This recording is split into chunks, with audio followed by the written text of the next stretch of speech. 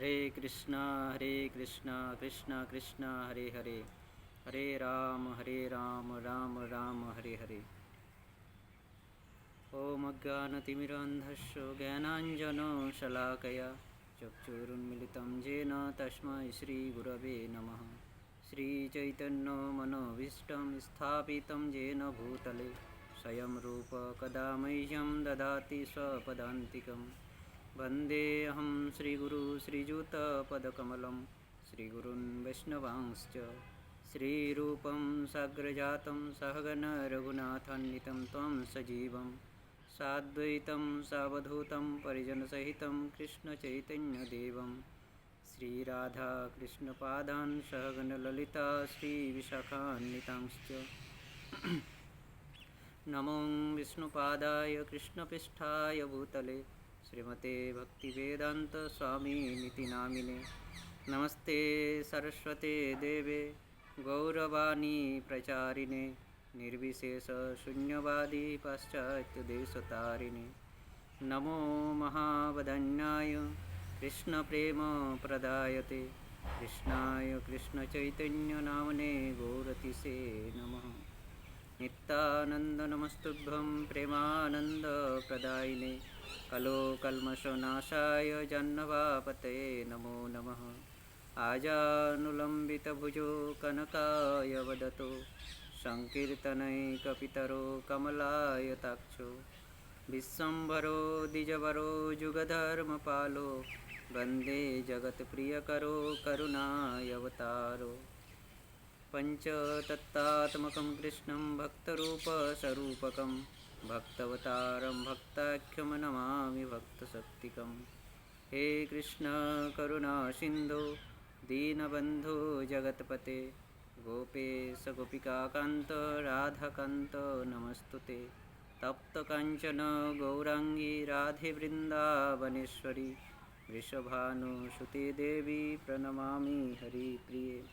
वृन्दावै तुलसीदेव्यै प्रियायै केशवस्य च विष्णुभक्तिप्रदे देवी शैत्यवत्यै नमो नमः। वैराग्ययुगभक्तिरसं प्रयत्नै पाययन् मामन्विपुप्सुम् अन्धं कृपाम्बुधिर्ज परदुःखदुःखी सनातनं त्वं प्रभुम् आश्रयामि।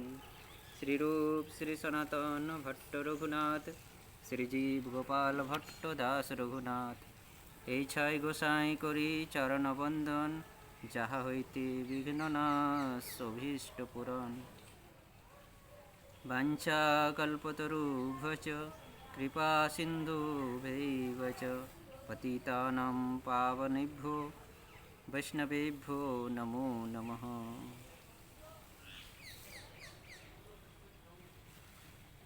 हरे कृष्णा कृष्ण कृष्ण हरे हरे, हरे राम राम राम हरे हरे। नमो विष्णुपादाय कृष्णपृष्ठाय भूतले श्रीमते गोपाल कृष्ण गोस्वामी नीति नामिने। प्रभुपादेश साहित्यं च प्रकाश्य च वितरित च प्रचारं कृतवान् साधु भगवत्पादाय ते नमः। जय श्री गुरुदेव, जय श्री प्रभुपाद। हरे कृष्ण। तो আমরা শ্রীল সনাতন গোস্বামী পাদ সম্বন্ধে শ্রবণ করছি। সনাতন গোস্বামী পাদ কোথায় পৌঁছালেন? কারাগার থেকে মুক্তি পেয়ে, কারাগার থেকে কৌশলে কারাগার থেকে বার হয়ে তিনি গণ্ডকী গঙ্গার সঙ্গম স্থল পাটনা, বিহার রাজ্যের পাটনা হাজিপুর গ্রামে, যেখানে শ্রীকান্ত সনাতন গোস্বামীর ভগ্নিপতি শ্রীকান্ত বাস করতেন, সেখানে এসে উপস্থিত হলেন। শ্রীকান্ত তাকে ভোট কম্বল, এক দামি কম্বল প্রদান করলেন, পশমের কম্বল। ভোট কম্বল মানে পশমের কম্বল। পশমের কম্বল প্রদান করলেন এবং সেই পশমের কম্বল নিয়ে সনাতন গোস্বামী পাদ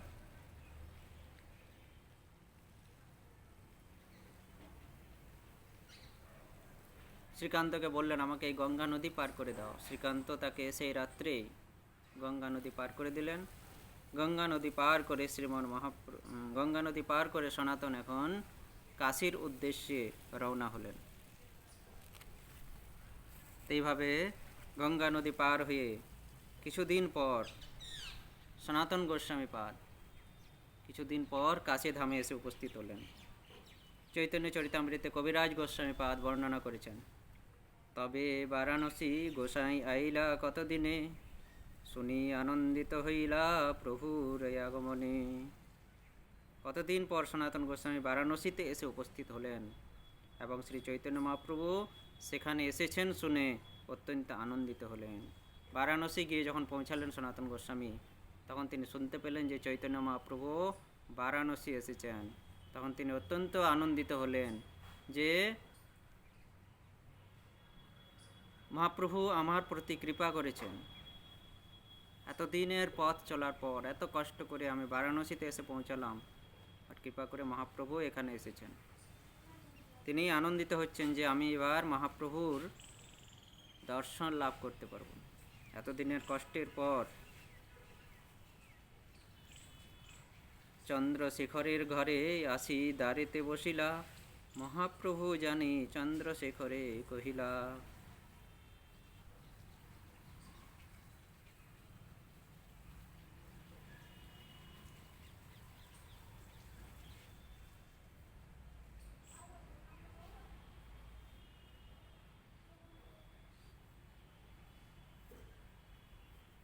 দ্বারে এক বৈষ্ণব হয় বলহ তাহারে, চন্দ্রশেখর দেখে বৈষ্ণব নাহিক দ্বারে।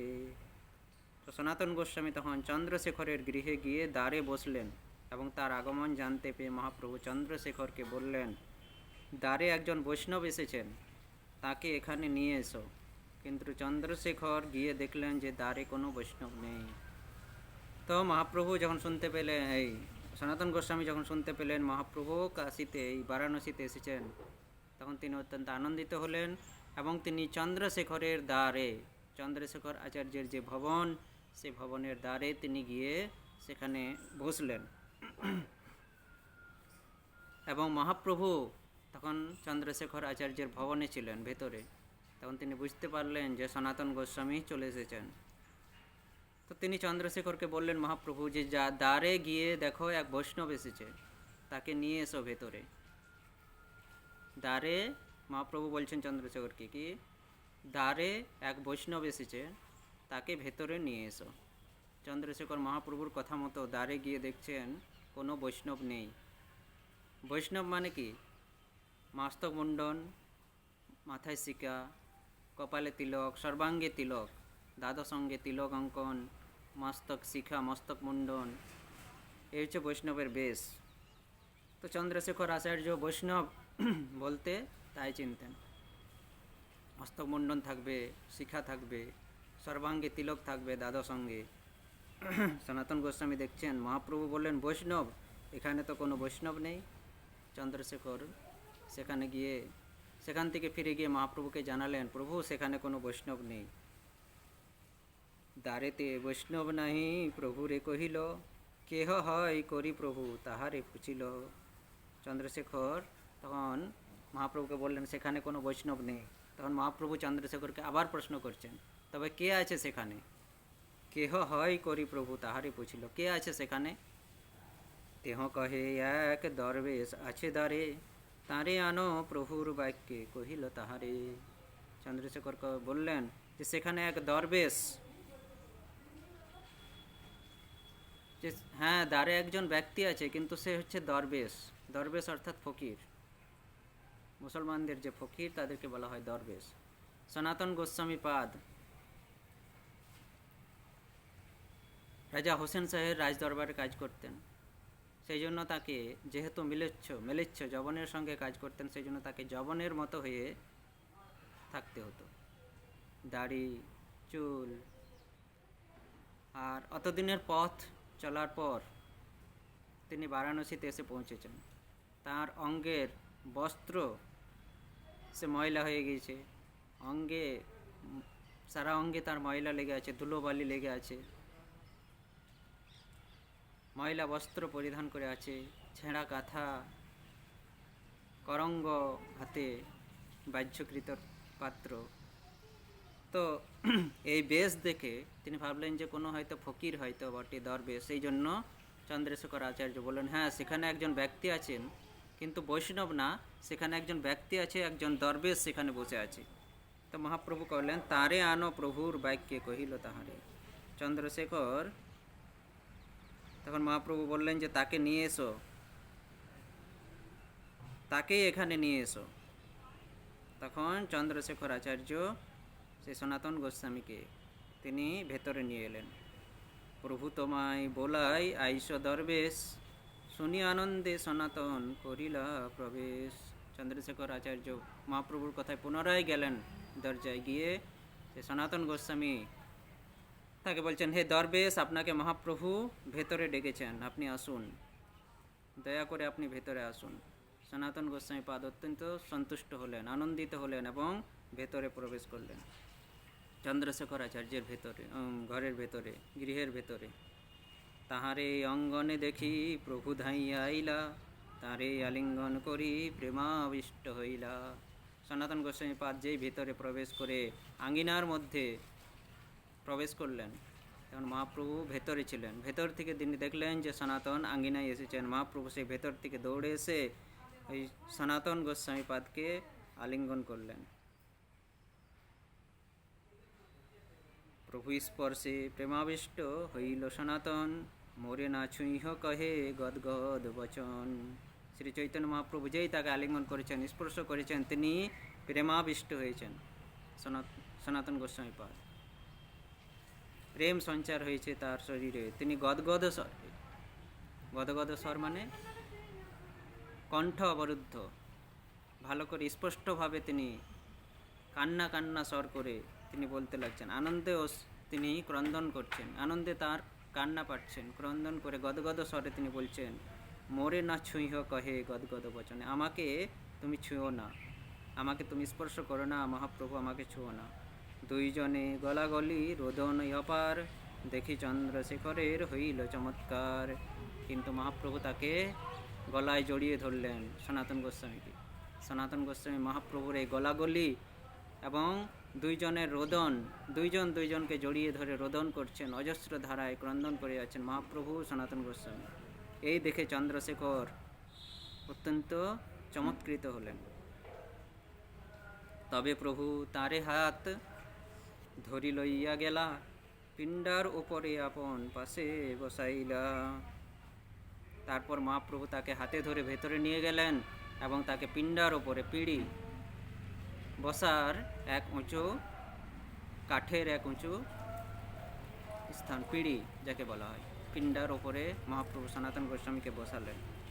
শ্রীহস্তে করেন তার অঙ্গ সম্মার্জন, দেহ কহে মোরে প্রভু না করো স্পর্শন। তারপর সেই পিণ্ডার উপরে বসিয়ে মহাপ্রভু সনাতন গোস্বামীর শ্রী অঙ্গ মার্জন করতে লাগলেন হাত দিয়ে, নিজের হাত দিয়ে মহাপ্রভু সনাতন গোস্বামীর অঙ্গ মার্জন করছেন। এবং সনাতন গোস্বামী পাদ বলছেন, প্রভু আমাকে স্পর্শ করো না। প্রভু কহে, তোমায় স্পর্শী আত্ম পবিত্রিতি, ভক্তি বলে পারো তুমি ব্রহ্মাণ্ড শোধিতে। মহাপ্রভু বলছেন, তোমাকে স্পর্শ করে আমার আত্মা পবিত্র হয়েছে। তোমার যে ভক্তি বল, সেই তোমার ভক্তি বলের দ্বারা তুমি ব্রহ্মাণ্ডকে শোধন করতে পারো, ব্রহ্মাণ্ডকে পবিত্র করতে পারো, তোমার একটা ভক্তির বল। তোমাকে স্পর্শ করে আমি নিজেকে পবিত্র করার জন্য, তোমাকে আমি এই জন্য স্পর্শ করছি যে আমিও যেন তোমার স্পর্শে পবিত্র হতে পারি। কারণ তোমার ভক্তির এত বল, এত তোমার ভক্তি আছে যে সেই ভক্তি বলের সাহায্যে তুমি ব্রহ্মাণ্ডকে পবিত্র করতে পারো।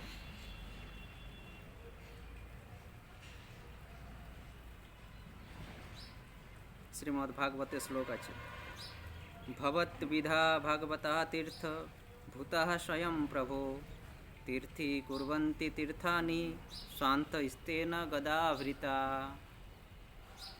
গদাভৃতা, গদাধর শ্রীবিষ্ণু।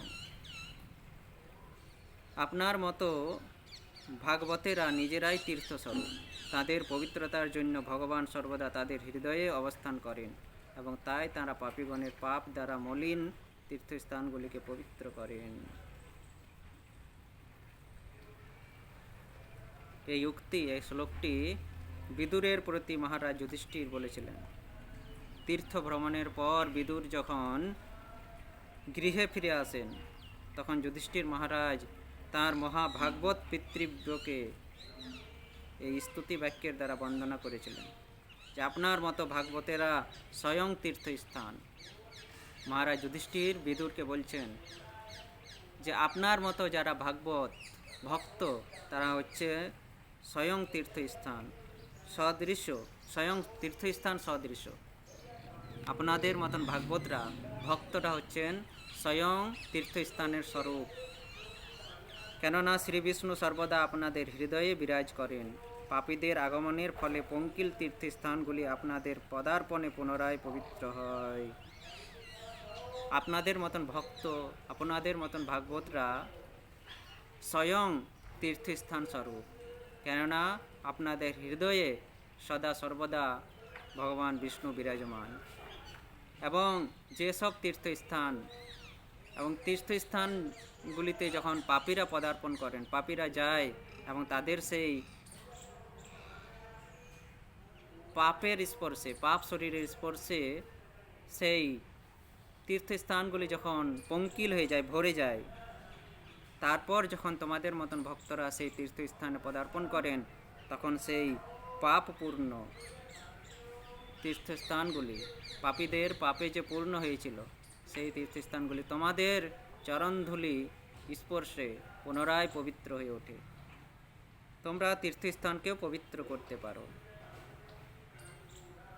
তোমাদের এতটাই শক্তি। মহাপ্রভু এখানে তাই বলছেন যে তোমার ভক্তি বলে, তোমার ভক্তি বল সনাতন, তোমার এত ভক্তি বল যার দ্বারা তো তুমি ব্রহ্মাণ্ডকে পবিত্র করতে পারো।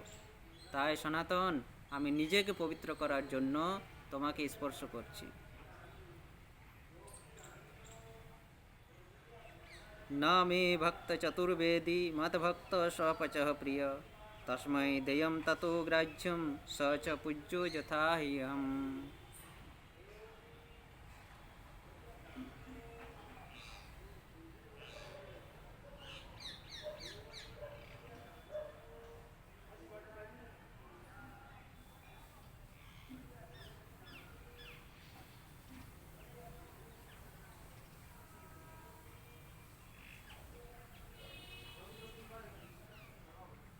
তো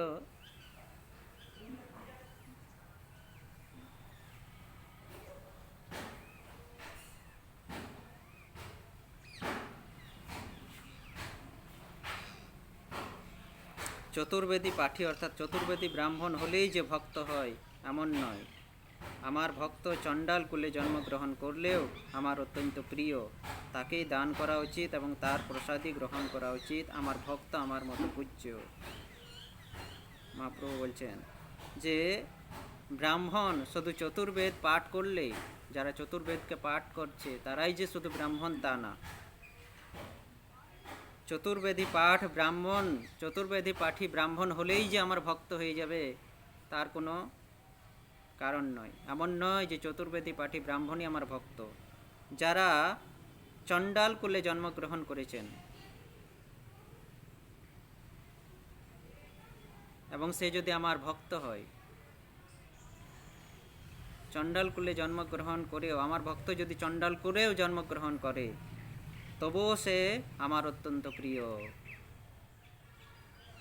হরিদাস ঠাকুর যবন গৃহে লালন পালন হয়েছিলেন, কিন্তু নামাচার্য হরিদাস, ত্রিভুবনে তিনি খ্যাত হলেন নামাচার্য হরিদাস রূপে, কারণ তিনি ছিলেন ভগবানের ভক্ত। যবনকুলে লালন পালন হওয়া সত্ত্বেও তিনি নামাচার্য হরিদাস রূপে খ্যাত হলেন। মহাপ্রভু বলছেন যে চতুর্বেদ পাঠী ব্রাহ্মণই যে আমার ভক্ত, এর কোনো মানে হয় না। আমার ভক্ত যদি সে চণ্ডাল গৃহে জন্মগ্রহণ করেছে, তবুও সে আমার অত্যন্ত প্রিয়। চতুর্বেদ পাঠী ব্রাহ্মণ যত না প্রিয় আমার, চণ্ডাল কুলে জন্ম একজন শুদ্ধ ভক্ত আমার তত প্রিয়।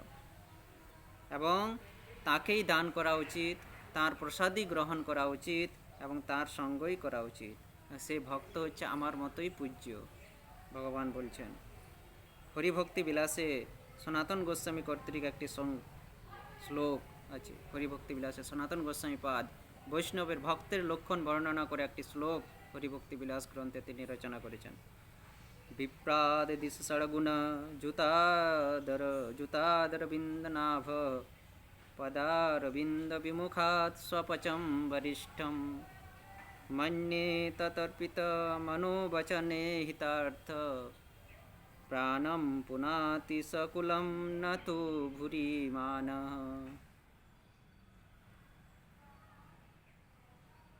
যার মন বচন চেষ্টা অর্থ ও প্রাণ শ্রীকৃষ্ণের পাদপদ্মে অর্পিত হয়েছে, তিনি যদি চণ্ডাল কুলেও জন্মগ্রহণ করে থাকেন তাহলেও তিনি কৃষ্ণ পাদপদ্ম বিমুখ দ্বাদশ গুণ বিশিষ্ট ব্রাহ্মণের থেকেও শ্রেষ্ঠ বলে আমি মনে করি। কেননা তিনি স্বীয়কুল পবিত্র করেন। স্বীয়কুল অর্থাৎ সপুজ কুলোদ্ভূত ভক্ত। তিনি স্বীয়কুল, নিজের কুল, যে কুলে তিনি জন্মগ্রহণ করেছেন সেই কুলকেও তিনি পবিত্র করেন, কিন্তু অতি গর্বিত অভক্ত ব্রাহ্মণ তা করতে পারেন না। একজন ব্রাহ্মণ, একজন গর্বিত ব্রাহ্মণ, যারা ব্রাহ্মণ কুলে জন্মগ্রহণ করেছেন, যারা চতুর্বেদ পাঠ করেন,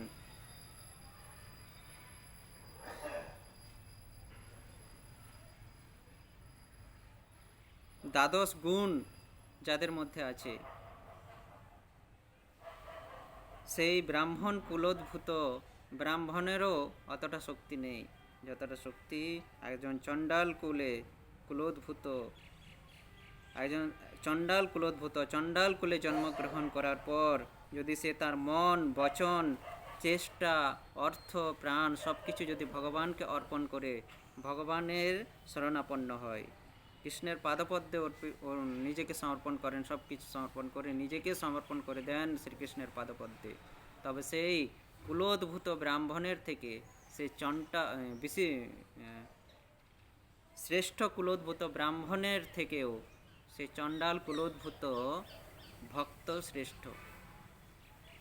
কেননা তিনি তার কৃষ্ণ ভক্তির দ্বারাতে স্বীয় কুলকেও পবিত্র করতে পারেন এবং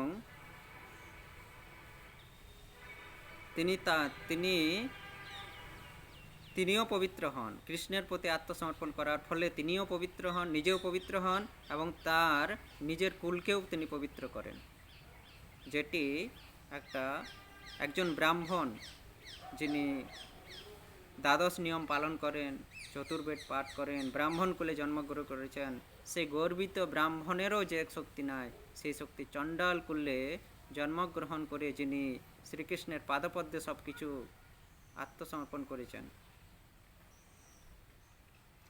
তার মতন শক্তি একজন ব্রাহ্মণেরও নাই।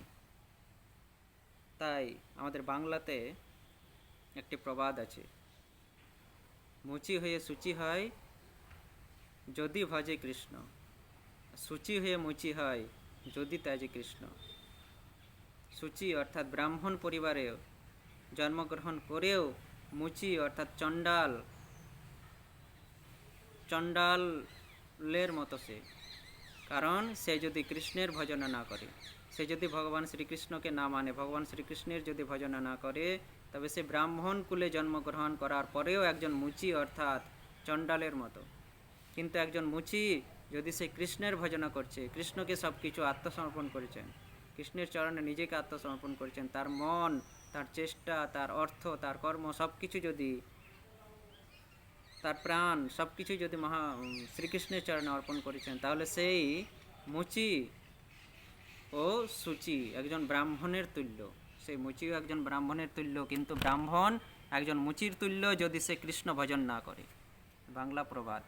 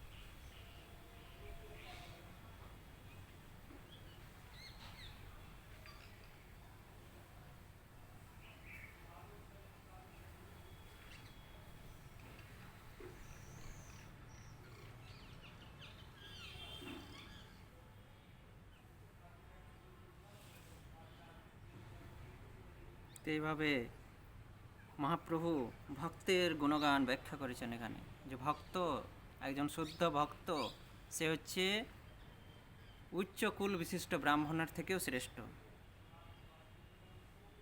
তোমা দেখি তোমায় স্পর্শী, গাই তোমার গুণ, সর্বেন্দ্রিয় ফলে শাস্ত্র নিরূপণ। তোমাকে দেখে, তোমাকে স্পর্শ করে এবং তোমার গুণগান করে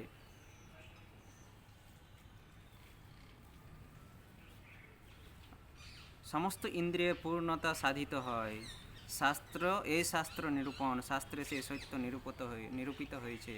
মহাপ্রভু বলছেন, হে সনাতন, তোমাকে দর্শন করে, তোমাকে স্পর্শন করে, তোমার গায় তোমার গুণ, তোমার গুণগান করে, তোমার গুণের মহিমা কীর্তন করে সর্বেন্দ্রিয়ের পূর্ণতা সাধিত হয়। সকল ইন্দ্রিয়ের যে অপূর্ণতা, সেই অপূর্ণতাগুলি পূর্ণ হয়ে যায় তোমার মতন একজন শুদ্ধ ভক্তকে দর্শন করে, তোমার মতন একজন শুদ্ধ ভক্তকে স্পর্শ করে, তোমার মতন একজন শুদ্ধ ভক্তের গুণাবলীর কীর্তন করে সর্বেন্দ্রিয় পূর্ণতা লাভ হয়। শাস্ত্রে এই কথাই নিরূপণ করা আছে।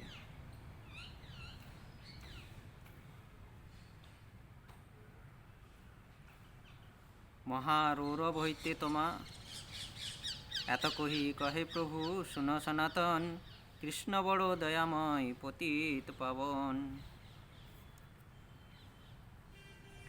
এই বলে তারপর সনাতন গোস্বামীকে মহাপ্রভু বলতে লাগলেন যে এত সব বলার পর মহাপ্রভু আগে বলছেন সনাতন গোস্বামীকে, কৃষ্ণ বড় দয়াময় পতিত পাবন। কৃষ্ণ হচ্ছেন অত্যন্ত দয়াময়, তিনি হচ্ছেন পতিত পাবন। মহারৌরব হইতে তোমা করিলাই উদ্ধার, কৃপার সমুদ্র কৃষ্ণ গম্ভীর অপার। হে সনাতন, শ্রীকৃষ্ণ হচ্ছেন দয়াময়, তিনি পতিত পাবন, তিনি তোমাকে মহারৌরব থেকে উদ্ধার করেছেন। তিনি হচ্ছেন কৃপার সমুদ্র এবং তার কার্যাবলী হচ্ছে অত্যন্ত গভীর সমুদ্র। কৃষ্ণ গম্ভীর অপার, কৃপার সমুদ্র কৃষ্ণ গম্ভীর অপার। কৃষ্ণ হচ্ছেন অত্যন্ত কৃপাময়, সমুদ্রের, তার কৃপার তুলনা নাই, সমুদ্রের মতো তিনি কৃপালু। তিনি হচ্ছেন কৃপার সমুদ্র, করুণা সিন্ধু, হে কৃষ্ণ করুণা সিন্ধু। তিনি হচ্ছেন করুণার সাগর, কৃপার সাগর, কৃপার সমুদ্র। তিনি তোমাকে রৌরব থেকে উদ্ধার করেছেন। তার যে কার্যাবলী তা হচ্ছে অতি গভীর। ভগবান শ্রীকৃষ্ণের কার্যাবলী অত্যন্ত গভীর। এভাবে সনাতন গোস্বামী, মহাপ্রভু সনাতন গোস্বামীকে কৃষ্ণের সম্বন্ধে বলছেন। সনাতন তারপরে বলছেন মহাপ্রভুর কথা শুনে, মহাপ্রভু যখন বললেন কৃষ্ণের কার্যাবলী অত্যন্ত গভীর, তিনি কৃপার সমুদ্র, তোমাকে অত্যন্ত মহারৌরব থেকে উদ্ধার করেছেন, কৃষ্ণ তোমাকে উদ্ধার করেছেন। মহাপ্রভু বলছেন না, সনাতনের সামনে এখন স্বয়ং কৃষ্ণ চৈতন্য মহাপ্রভুর রূপে উপস্থিত বিরাজমান, কিন্তু চৈতন্য মহাপ্রভু বলছেন না যে আমি তোমাকে মহারৌরব থেকে উদ্ধার করলাম, আমার কৃপায় তুমি এই রৌরব থেকে, এই কষ্ট থেকে, সংসার বন্ধন থেকে মুক্তি পেলে। মহাপ্রভু বলছেন না, মহাপ্রভু কি বলছেন, কৃষ্ণ বড় দয়াময়, তিনি তোমাকে মহারৌরব থেকে উদ্ধার করেছেন। তিনি হচ্ছেন কৃপার সমুদ্র, তার কার্যাবলী অত্যন্ত গভীর। কিন্তু সনাতন গোস্বামী কি বলছেন, সনাতন কহে কৃষ্ণ আমি নাহি জানি, আমার উদ্ধার হেতু তোমার কৃপা মানি। সনাতন গোস্বামী প্রতি উত্তর দিচ্ছেন মহাপ্রভুকে যে আমি কৃষ্ণকে জানি না, কৃষ্ণ আমি নাহি জানি, আমি কৃষ্ণকে জানি না, আমার উদ্ধার হেতু তোমার কৃপা মানি। আমি শুধু এইটুকুই জানি যে আমি তোমার কৃপায় উদ্ধার পেয়েছি, আমি তোমার কৃপাতেই উদ্ধার লাভ করতে পেরেছি। হে মহাপ্রভু, আমি কৃষ্ণকে জানি না, আমি শুধু তোমাকেই জানি। এইভাবে সনাতন গোস্বামী মহাপ্রভুকে বলছেন যে আমি কৃষ্ণকে জানি না, আমি শুধু তোমাকে জানি, তোমার কৃপাতেই আমি উদ্ধার পেলাম। তখন মহাপ্রভু জিজ্ঞাসা করছেন সনাতন গোস্বামীকে যে তুমি কিভাবে ওই রাজা হোসেন শাহের কারাগার থেকে, তার রাজ্য থেকে তুমি কিভাবে বেরিয়ে এলে, সে সম্বন্ধে প্রশ্ন করছে। কেমনে ছুটিলা বলি প্রভু প্রশ্ন কইলা, আদ্যপান্ত সব কথা তেহ শুনাইলা। মহাপ্রভু জিজ্ঞাসা করছেন, তুমি কিভাবে ছুটে এলে, তুমি কিভাবে পার করে এলে, কিভাবে তুমি কারাগার থেকে মুক্তি পেলে? সনাতন গোস্বামী তখন আদ্যপান্ত অর্থাৎ গোড়া থেকে শেষ পর্যন্ত, আদি থেকে অন্ত, শুরু থেকে শেষ পর্যন্ত সব কিছু ঘটনা মহাপ্রভুর কাছে খুলে প্রকাশ করলেন সনাতন গোস্বামীপাদ। যে এই রকম যে উপায়ে সনাতন গোস্বামীপাদ বেরিয়ে এসেছেন, আমরা যে আগে শ্রবণ করলাম, সেই কারারক্ষীকে প্রলোভন দেখিয়ে, তাকে কত রকমের যুক্তি দেখিয়ে, কত রকমের প্রলোভন দেখিয়ে তিনি গঙ্গা নদী পার করে সেই পাতড়া পর্বতে সে দস্যুর কাছে এসে পড়ে, দস্যুর হাত থেকে তিনি উদ্ধার পেয়ে তারপর সেই পাটনায় হাজিপুর গ্রামে শ্রীকান্তের কাছে এসে সেখান থেকে গঙ্গা নদী পার করে কিভাবে তিনি সনাতন গোস্বামী তার আগে যে তিনি রাজকার্য ছেড়ে দিয়েছিলেন অসুস্থতার ভান করে, সে সব কিছু ঘটনা আদ্যপান্ত, আদি থেকে শুরু থেকে শেষ পর্যন্ত সব কিছু মহাপ্রভুকে খুলে বললেন। তারপর প্রভু কহে, তোমার দুই ভাই প্রয়াগে মিলিলা, রূপ অনুপম দুহে বৃন্দাবন গেলা। তারপর মহাপ্রভু বলছেন, তোমার যে দুই ভাই রূপ এবং অনুপমের সঙ্গে আমার প্রয়াগে সাক্ষাৎ হয়েছে। আমি যখন প্রয়াগে ছিলাম তখন তোমার দুই ভাই রূপ এবং অনুপম এসে আমার সঙ্গে মিলিত হয়েছিল, সাক্ষাৎ হয়েছিল আমার সঙ্গে, এবং তারা দুইজন এখন বৃন্দাবনে গিয়েছেন। তপন মিশ্রেরে আর চন্দ্রশেখরেরে, প্রভু আজ্ঞায় সনাতন মিলিলা দোহারে।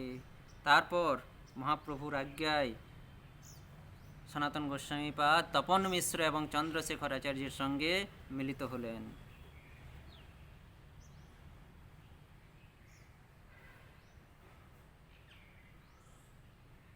তপন মিশ্র তবে তাঁরে কইলা নিমন্ত্রণ, প্রভু কহে ক্ষৌর করাহ যাহ সনাতন। তপন মিশ্র তারপর তাকে নিমন্ত্রণ করলেন নিজ গৃহে আসার জন্য, এবং চৈতন্য মহাপ্রভু তখন সনাতন গোস্বামীকে বললেন যে যাও, ক্ষৌর কর্ম করাও, মস্তক মুন্ডন করো।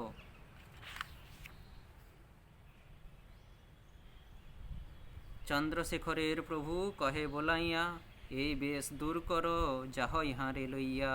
তারপর চন্দ্রশেখরকে মহাপ্রভু তো বললেন সনাতন গোস্বামীকে, তুমি মস্তক মুন্ডন করো, ক্ষৌর কর্ম করো। তারপর চন্দ্রশেখর আচার্যকে ডেকে বলছেন মহাপ্রভু, কহে বুলাইয়া, বুলাইয়া মানে ডেকে, চন্দ্রশেখরকে ডেকে বলছেন যে যাও, সনাতনকে নিয়ে যাও, সনাতনের এই বেশ দূর করো, তাকে বৈষ্ণব বেশে সজ্জিত করো। ভদ্র করাইয়া তারে গঙ্গা স্নান করাইল, শেখর আনিয়া তারে নূতন বস্ত্র দিল। চন্দ্রশেখর তখন সনাতন গোস্বামীর চুল দাড়ি সব কিছু কামিয়ে ভদ্র করলেন, মস্তক মণ্ডল করালেন, দাড়ি কামালেন, এবং গঙ্গা স্নান করিয়ে তাকে বৈষ্ণবের মতো পরিবর্তন করে, তার বেশ পরিবর্তন করে তাকে এক বস্ত্র প্রদান করলেন চন্দ্রশেখর আচার্য, নূতন বস্ত্র প্রদান করলেন। সেই বস্ত্র সনাতন না কইল অঙ্গীকার, শুনিয়া প্রভুর মনে আনন্দ অপার। তো সেই তারপর যে বস্ত্র প্রদান করলেন চন্দ্রশেখর আচার্য, নূতন বস্ত্র, তিনি সেই নূতন বস্ত্র গ্রহণ করলেন না সনাতন গোস্বামীপাদ। তো এই শুনে, এই শ্রবণ করে মহাপ্রভু অত্যন্ত আনন্দিত হলেন সনাতনের এই ব্যবহার শুনে, জানতে পেরে।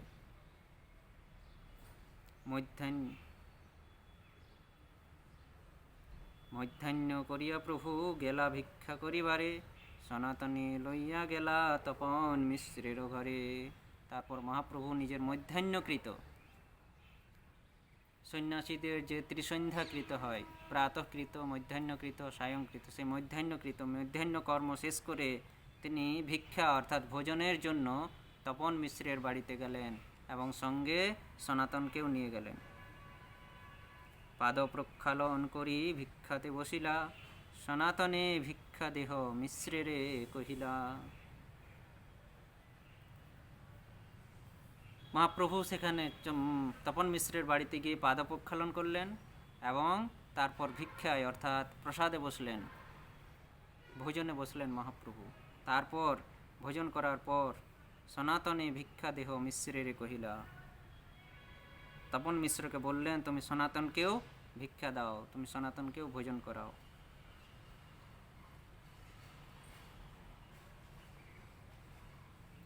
তো পাদ প্রক্ষালন করি ভিক্ষাতে বসিলা। প্রসাদ গ্রহণ করার আগে হাত পা প্রক্ষালন করে তারপর প্রসাদে বসতে হয়। আমরা যখন কারো বাড়িতে যাই প্রসাদ গ্রহণ করতে, তখন হস্তপাদ প্রক্ষালন করে তারপরে প্রসাদে বসা উচিত, বৈষ্ণবের কর্তব্য। যদি সেরকম অবস্থা থাকে, সেরকম অবস্থা না থাকলে, অবস্থা যদি সেরকম না থাকে তাহলে হাত, অন্তত হাত মুখ ধুয়ে তারপরে বসতে হয়, হাতে মুখে জল নিয়ে তারপরে প্রসাদে বসতে হয়। তো মহাপ্রভু সেখানে তপন মিশ্রের বাড়িতে গিয়ে পাদ প্রক্ষালন করে তারপর প্রসাদে বসলেন এবং তপন মিশ্রকে বললেন তুমি সনাতনকেও ভিক্ষা করাও, অর্থাৎ প্রসাদ দাও, ভোজন করাও। মিশ্র কহে সনাতনের কিছু কৃত্য আছে, তুমি ভিক্ষা করো প্রসাদ তাঁরে দিব পাচে। তখন সনাতন মিশ্র বললেন যে সনাতনের এখনও মধ্যাহ্নকৃত যে কিছু কৃত্য, তার যে কর্ম, কিছু কর্ম তার বাকি আছে, মধ্যাহ্ন কর্ম, তো তিনি পরে প্রসাদ পাবেন। আপনি ভিক্ষা করুন, আপনি ভোজন করুন, তাকে পরে আমি প্রসাদ দেব।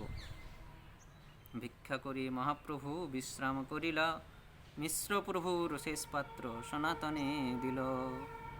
ভিক্ষা করার পর মহাপ্রভু ভোজন করার পর তিনি বিশ্রামে গেলেন এবং তারপর সনাতন মিশ্র সেই মহাপ্রভুর উচ্ছিষ্ট প্রসাদ সনাতন গোস্বামীকে প্রদান করলেন। এ হচ্ছে আমাদের প্রসাদ পাওয়ার নিয়ম। বরিষ্ঠ বৈষ্ণবরা প্রসাদ পাওয়ার পর, বরিষ্ঠ বৈষ্ণব যারা, তারা প্রসাদ পাওয়ার পর আমাদেরকে প্রসাদে বসতে হয়। তাদের উচ্ছিষ্ট প্রসাদ যে থাকে তা বৈষ্ণবদের, বরিষ্ঠ বৈষ্ণবদের, ভগবানের শুদ্ধ ভক্তদের উচ্ছিষ্ট আমাদের গ্রহণ করা উচিত। মিশ্র সনাতনে দিলা নূতন বসন, বস্ত্র নাহি নীলা তেহ কইল নিবেদন। তপন মিশ্র সনাতনকে এক নূতন বস্ত্র প্রদান করলেন প্রসাদের পর, কিন্তু সনাতন গোস্বামীপাদ সেই বস্ত্র গ্রহণ করলেন না। তিনি নিবেদন করলেন, মোরে বস্ত্র দিতে যদি তোমার হয় মন, নিজ পরিধান এক দেহ পুরাতন। হে তপন মিশ্র, আমি এই নূতন বস্ত্র আপনার কাছ থেকে গ্রহণ করতে পারবো না। আপনি যদি আমাকে বস্ত্র দিতেই চান, তাহলে আপনি যে বস্ত্র পরিধান করেন সেই পুরনো বস্ত্র একখানা আমাকে প্রদান করুন। তবে মিশ্র পুরাতন এক ধুতি দিল, তেহ দুই বহির্বাস কৌপিন করিল। তখন তপন মিশ্র সনাতন গোস্বামীপাদকে তাঁর এক পুরাতন ধুতি এনে দিলেন এবং সেই ধুতিটাকে ছিঁড়ে তিনি দুই খণ্ড করলেন এবং এক খণ্ড বহির্বাস এবং এক খণ্ড কৌপিন করে তিনি ধারণ করলেন। মহারাষ্ট্রীয় দ্বিজে প্রভু মিলাইলা সনাতনে, সেই বিপ্র তারে কইল মহা নিমন্ত্রণে। সনাতন তুমি যাবৎ কাশীতে রহিবা, তাবৎ আমার ঘরে ভিক্ষা যে করিবা। তারপর চৈতন্য মহাপ্রভু তখন এক মহারাষ্ট্রীয় ব্রাহ্মণের সঙ্গে, মহারাষ্ট্রের এক মারাঠি ব্রাহ্মণের সঙ্গে সনাতন গোস্বামীপাদের পরিচয় করালেন এবং সেই মারাঠি ব্রাহ্মণ সনাতন গোস্বামীকে অত্যন্ত প্রীতি সহকারে সনাতন গোস্বামীকে বললেন যে তুমি যতদিন পর্যন্ত কাশীতে থাকবে ততদিন পর্যন্ত তুমি আমার ঘরে ভিক্ষা করবে। সনাতন কহে আমি মাধুকরী করিব, ব্রাহ্মণের ঘরে কেন একত্র ভিক্ষা লেব। সনাতন গোস্বামীপাদ বললেন যে আমি মাধুকরী করব, অর্থাৎ ভিক্ষা করব, মেঘে খাবো। আমি কেন ব্রাহ্মণের ঘরে একা একা ভিক্ষা করব, একা একা প্রসাদ পাবো। আমি ব্রাহ্মণের ঘরে একা একা প্রসাদ পাওয়ার থেকে আমি এই কাশীবাসীর কাছ থেকে, কাশীর ভক্তদের কাছ থেকে, কাশীবাসীদের কাছ থেকে আমি ভিক্ষা গ্রহণ করব, মাধুকরী করব আমি।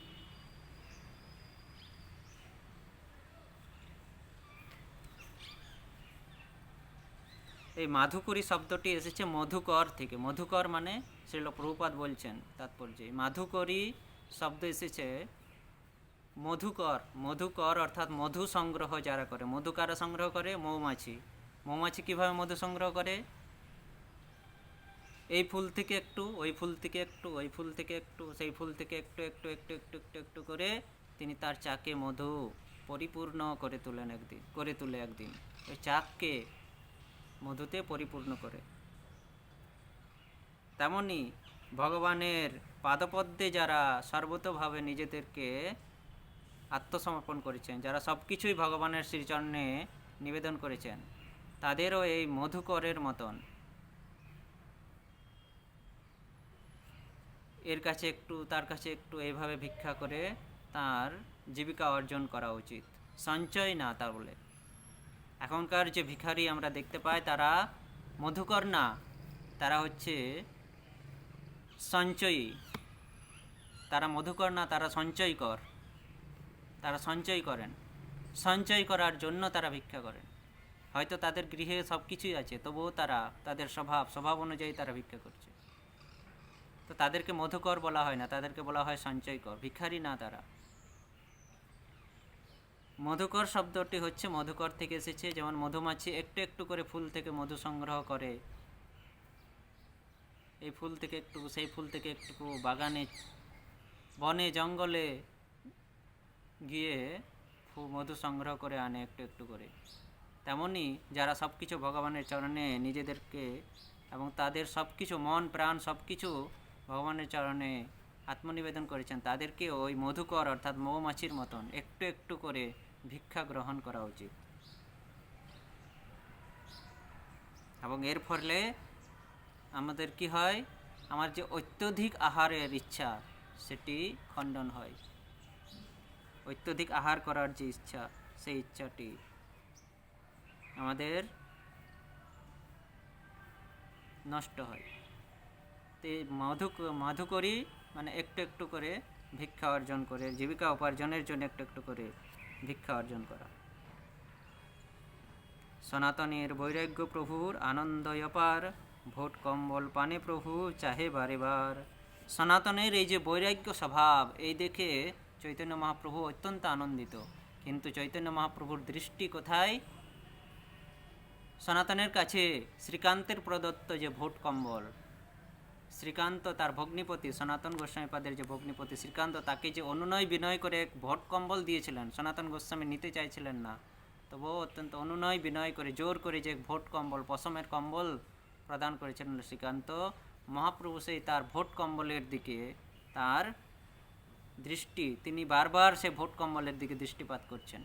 সনাতন গোস্বামীকে কিছু বলছেন না, কিন্তু তার যে বৈরাগ্য, নূতন বস্ত্র পরিধান করলেন না, ব্রাহ্মণের ঘরে ভিক্ষা গ্রহণ করলেন না, মাধুকরী করে ভিক্ষা গ্রহণ করবেন, এই যে সনাতনের বৈরাগ্য ভাব, মহাপ্রভু অত্যন্ত আনন্দিত হলেন। কিন্তু তার কাছে যে ভোট কম্বল, পশমের কম্বল, দামি কম্বল, সেইটির দিকে মহাপ্রভুর দৃষ্টি বারবার নিক্ষেপ করছিলেন। এবং সনাতন গোস্বামী সেই বারবার মহাপ্রভুর দৃষ্টিভঙ্গি দেখে বুঝতে পারলেন, সনাতন জানিল এই প্রভুরে না ভাই, ভোট ত্যাগ করিবারে চিন্তিলা উপায়। সনাতন গোস্বামী অত্যন্ত বিচক্ষণ বুদ্ধিমান ছিলেন, ব্যবহারিক বিষয়ে তিনি অত্যন্ত বিচক্ষণ ছিলেন। মহাপ্রভুর এই দৃষ্টিপাত দেখে তিনি বুঝতে পারলেন, মহাপ্রভু আমার এই ভোট কম্বলের প্রতি, আমাকে দেখে, আমার এই বৈরাগ্য দেখে তো তিনি সন্তুষ্ট হয়েছেন, কিন্তু আমার এই ভোট কম্বলের প্রতি তিনি অসন্তুষ্ট আছে, অক্ষুণ্ণ হয়ে আছেন আমার এই ভোট কম্বল দেখে। তখন সনাতন গোস্বামী নিজেই চিন্তা করলেন যে এই ভোট কম্বল আমি ত্যাগ করব, এত সব ত্যাগ করে আমি চলে এসেছি, তো কেন এই ভোট কম্বল, এই পশমের কম্বল আমি আমার কাছে রাখবো? সত্যি তো। তিনি সেই ভোট কম্বল ত্যাগ করার উপায় করতে লাগলেন। এত চিন্তি গেলা গঙ্গায় মধ্যাহ্ন করিতে, এক গৌড়িয়া কান্থা ধুইয়া দিয়াছে শুকাইতে। তো এত চিন্তা করে যে ভোট কম্বল আমি কাউকে প্রদান করে দেব, সেই ত্যাগ করবে ভোট কম্বল, এই চিন্তা করে গঙ্গায় গেলেন তিনি মধ্যাহ্ন করতে, মধ্যাহ্ন স্নানের জন্য, মধ্যাহ্নকৃত সম্পাদন করার জন্য গঙ্গায় যখন গেলেন, তখন দেখছেন এক গৌড়িয়া, তিনি তার এক পুরনো কাঁথা ধুয়ে সেটি শুকোতে দিয়েছেন, সেখানে শুকাচ্ছেন রৌদ্রে। তারে কহে ওরে ভাই কর উপকারে, এই ভোট লইয়া এই কাঁথা দেহ মোরে। তো সেই গৌড়িয়াকে, একজন গৌড়িয়াকে বলছেন সনাতন গোস্বামী যে ভাই তুমি আমার এক উপকার করো, আমার কাছে এই যে পশমের ভোট কম্বল আছে, এই ভোট কম্বল তুমি গ্রহণ করো আমার তো, এবং তোমার ওই যে পুরনো কাঁথা, সেই কাঁথা তুমি আমাকে দাও। সেই কহে রহস্য করো প্রামাণিক হইয়া, বহুমূল্য ভোট দিবা কেন কাঁথা লইয়া। তো সেই গৌড়িয়া বলছে তুমি রহস্য করছো, ঠাট্টা করছো, প্রামাণিক হইয়া, ভদ্রলোক হয়েও তুমি ঠাট্টা করছো। একজন সাধুর এরকম ঠাট্টা করা, এরকম রহস্য করা মানায় না। তুমি একজন ভদ্রলোক হয়ে এইভাবে আমার সঙ্গে ঠাট্টা করছো, কেন তুমি এই দামি, এই মূল্যবান ভোট কম্বল আমাকে প্রদান করে আমার এই ছেঁড়া কাঁথা, পুরনো কাঁথা তুমি গ্রহণ করবে। দেহ কহে রহস্য নহে কহি সত্যবাণী, ভোট লহ তুমি দেহ মোরে কাঁথা খানি। সনাতন গোস্বামী পাদ বলছে হে, যে আমি রহস্য করছি না, আমি সত্য কথা বলছি, তুমি আমার কাছ থেকে ভোট কম্বল গ্রহণ করে তোমার কাঁথাটুকু আমাকে প্রদান করো। এত বলি কাঁথা লইল ভোট তারে দিয়া, গোসাইয়ের ঠাঁই আইলা কাঁথা গলে দিয়া। এই কথা বলে সনাতন গোস্বামী পাদ সেই গৌড়িয়াকে তার ভোট কম্বল প্রদান করে তার কাছ থেকে সেই পুরনো কাঁথা নিয়ে সেটি গলায় দিয়ে তিনি গোসাই ঠাঁই আইলা কাঁথা গলে দিয়া, গোসাই অর্থাৎ মহাপ্রভুর কাছে তিনি এলেন সে কাঁথাটি গলে দিয়ে চৈতন্য মহাপ্রভুর কাছে ফিরে এলেন। প্রভু কহে তোমার ভোট কম্বল কোথা গেলা, প্রভু পদে সব কথা গোসাই কহিলা। প্রভু মহাপ্রভু তখন তার ওই ভোট কম্বল না দেখতে পেয়ে জিজ্ঞাসা করছেন সনাতন তোমার ভোট কম্বল কোথায় গেল। মহাপ্রভু অন্তর্যামী, তবু তিনি জিজ্ঞাসা করছেন। তখন সনাতন গোস্বামী পাদ প্রভু পদে মহাপ্রভুর চরণে সব কিছু খুলে বর্ণনা করলেন। প্রভু কহে ইহা আমি করিয়াছি বিচার, বিষয় রোগ খণ্ডাইল কৃষ্ণ যে তোমার, সে কেনে রাখিবে তোমার শেষ বিষয় ভোগ, রোগ খণ্ডী সদ্বৈদ্য না রাখে শেষ রোগ। প্রভু বলছেন যে আমি করিয়াছি বিচার, আমি বিচার করে দেখলাম যে শ্রীকৃষ্ণ কৃপা করে তোমার সংসার বন্ধন মোচন করেছেন, ভবরোগ থেকে তোমাকে মুক্তি দিয়েছেন, সংসার রূপী ভবরোগ থেকে তোমাকে মুক্তি দিয়েছেন। তিনি কেন বিষয়ের প্রতি তোমার শেষ আসক্তিটুকু এই ভোট কম্বল, সেটি কেন তোমার এই আসক্তিটুকু রাখবে ভোট কম্বলের প্রতি।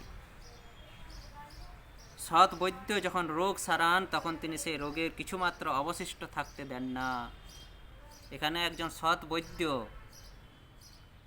ভালো ডাক্তারের কথা, বৈদ্যের কথা চৈতন্য মহাপ্রভু এখানে উল্লেখ করেছেন, বর্ণনা করেছেন। যেমন যে একজন সৎ বৈদ্য, যিনি ভালো বৈদ্য, সৎ বৈদ্য, তিনি যখন কোনো রোগীর চিকিৎসা করে, যখন কোনো রোগের চিকিৎসা করেন, তখন সেই সৎ বৈদ্য সেই রোগ যতদিন পর্যন্ত নির্মূল না হয়, সেই নির্মূল না হওয়া পর্যন্ত তিনি চিকিৎসা তার চালিয়ে যান, এবং রোগ নির্মূল না করে তিনি ছাড়েন না। সৎবৈদ্যের হচ্ছে একটি কাজ। তেমনি ভগবান শ্রীকৃষ্ণ যাদেরকে এই ভবরোগ থেকে উদ্ধার করতে চান, এই ভবরোগ থেকে, ভববন্ধন থেকে যাদেরকে উদ্ধার করেন ভগবান শ্রীকৃষ্ণ হচ্ছেন সেই রকমই সৎবৈদ্যের মতো, যিনি রোগকে নির্মূলভাবে অবশিষ্ট থাকতে দেন না, রোগের নির্মূলভাবে সারিয়ে তোলেন সৎবৈদ্য। তেমনি ভগবান শ্রীকৃষ্ণ যার প্রতি কৃপা করেন, যাকে ভবসমুদ্র থেকে উদ্ধার করার ইচ্ছা করেন, তাকে তার কাছে আর কোনো বিষয় আসক্তিরূপী কোনো বস্তু তার কাছে রাখেন না, তিনি সব কিছু তার কাছ থেকে ছিনিয়ে নেন। মহাপ্রভু এই শিক্ষা প্রদান করছেন সনাতন গোস্বামীর মাধ্যম থেকে আমাদেরকে, যে আমরা যদি গুরু গৌরাঙ্গের চরণে নিজেকে আশ্রয় প্রদান করতে চাই, তাহলে আমাদেরকে এই সংসারের প্রতি যে প্রীতি, সংসারের প্রতি যে মোহ, সংসারের প্রতি যে ভালোবাসা, এই মিথ্যা অহংকার আমাদেরকে ত্যাগ করতে হবে। তবেই মহাপ্রভু তার নিজ চরণের ছায়া আমাদেরকে প্রদান করবেন, তবে আমরা তার চরণের দাসের দাস হতে পারব। মহাপ্রভু আগে বলছেন, 3 মুদ্রার ভোট গায় মাধু করি গ্রাস, ধর্মহানি হয় লোক করে উপহাস। তুমি মাধুকরি করে খাচ্ছ, ভিক্ষা করে খাচ্ছ, আর ওই পশমের ভোট কম্বল যার মূল্য হচ্ছে 3 পয়সা, 3 পয়সার ওই ভোট কম্বল নিয়ে সঙ্গে নিয়ে তুমি মাধুকরি করছো, এগুলি সকলেই দেখছে। এতে তোমার ধর্মেরও হানি হচ্ছে এবং লোকেও উপহাস করছে, লোকেও উপহাস করে। এরকম সাধুর বেশ হয়ে, ভিক্ষুকের বেশ ধারণ করে যদি তার কাছে সেই বিষয় ভোগ বস্তু থাকে, সঞ্চয়ের বাসনা যদি তার থাকে, তবে তার ভিক্ষুক হওয়ার মানে কি? সেই জন্য চৈতন্য মহাপ্রভু বলছেন যে তুমি ভিক্ষা করে খাচ্ছ, মাধুকরি করে গ্রাস করছো, খাচ্ছ, মাধুকরি করে খাচ্ছ, ভিক্ষা করে খাচ্ছ, কিন্তু ওই ভোট কম্বল যার দাম মাত্র 3 পয়সা, সেটি তুমি গায়ে দিয়ে আছো। এতে লোক দেখে তোমার একদিকে তাও এতে ধর্মহানি হচ্ছে, তোমার এই যে ত্যাগ ধর্ম সেটি হানি হচ্ছে এবং লোকেও উপহাস করছে। সেই জন্য সনাতন তুমি ভালো করেছো, এই ভোট কম্বল ত্যাগ করেছো। কৃষ্ণ দয়াময়।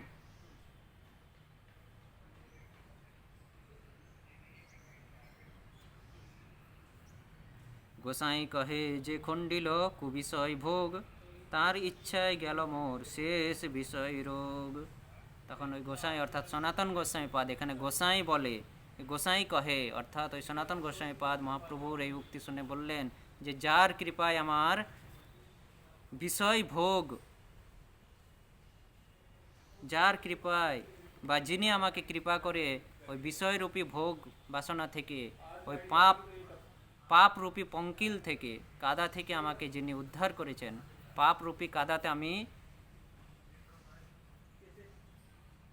ফেঁসেছিলাম, পাপরূপী কাদার মধ্যে আমি পড়েছিলাম, এই বিষয়রূপী ভোগের মধ্যে, বিষয়রূপী ভোগের মধ্যে আমি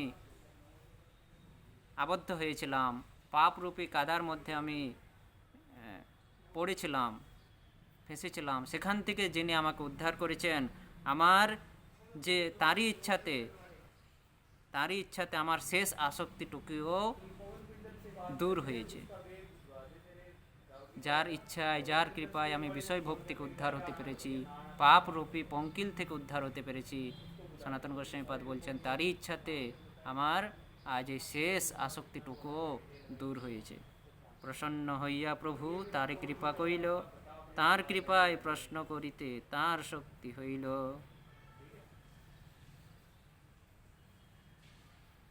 এভাবে সনাতন গোস্বামীর এই ত্যাগ দেখে মহাপ্রভু অত্যন্ত প্রসন্ন হলেন এবং প্রসন্ন হয়ে সনাতন গোস্বামীপাদকে মহাপ্রভু অত্যন্ত কৃপা করলেন। মহাপ্রভুর কৃপায় সনাতন গোস্বামী তাকে প্রশ্ন করার শক্তি লাভ করেছিলেন, শক্তি হইল। এবার মহাপ্রভু তাকে কৃপা করলেন এবং সেই মহাপ্রভুর কৃপাতে সনাতন গোস্বামী মহাপ্রভুর কৃপা প্রার্থী হয়ে তার মধ্যে শক্তি সঞ্চারিত হলো কিছু বিষয়ে মহাপ্রভুকে প্রশ্ন করার জন্য। তো এখান থেকে সনাতনের শিক্ষা, সনাতন গোস্বামীর শিক্ষা প্রসঙ্গ।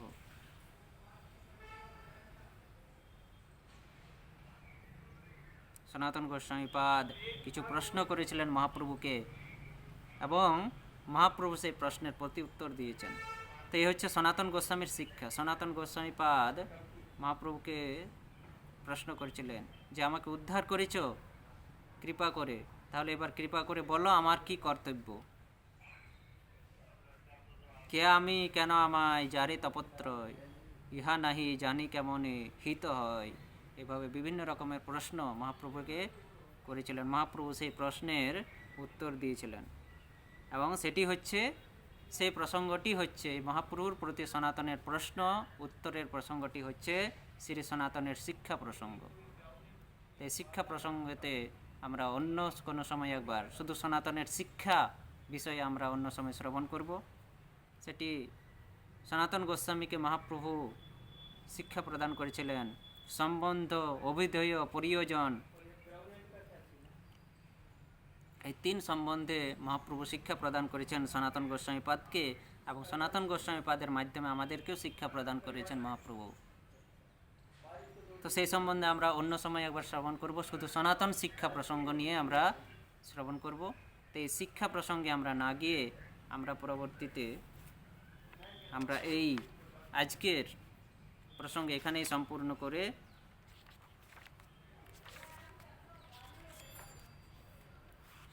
সনাতন গোস্বামীর যে অন্যান্য লীলা,